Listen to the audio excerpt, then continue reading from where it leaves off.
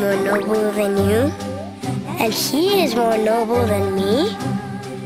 The rich are more noble than the poor, and those who work hard are more noble than the lazy. Then who is the most noble of them all? Unless you like being told that you suck, that you're a jerk, and that your kingdom should be renamed El Jerko, the first hour with Little King's story might just be a toughie. This weird combination of what seems like Animal Crossing combined with a lot of other games quickly turns out to be something else though.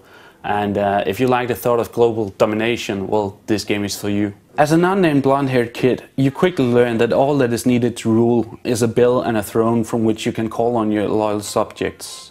Verde manages your save games, the gentle giant Lime, well, no one really knows what he does, and the mighty bull knight Hauser Oreganostein takes care of your war party and constantly tells you about the euphoric joy that is world domination. With the king not being much of a warrior or into manual labor, the expansion of your kingdom relies heavily on the citizens of your little town.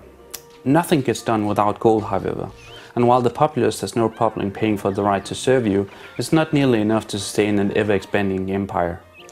Therefore you will have to go out adventuring and hopefully finding buried treasures or maybe even fighting enemies for the possessions.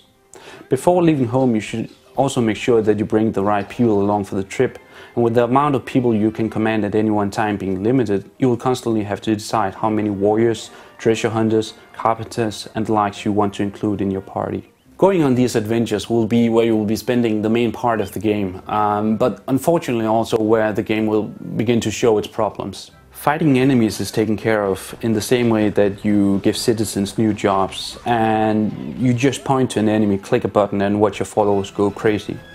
In these situations, your only other option is to have your party retreat, mostly needed for when an enemy is preparing a counterattack. But due to the graphics being really busy and you not ever being able to tell who's attacking who, this quickly gets frustrating. The adventuring part also gets hampered down by your populace, basically being brainless.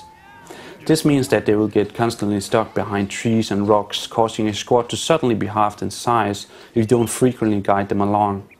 This becomes especially painful when encountering rival kings, where the difficulty has a tendency to suddenly spike. Even with these small problems, Little King's Story is an enjoyable game in much the same vein as, for instance, Animal Crossing.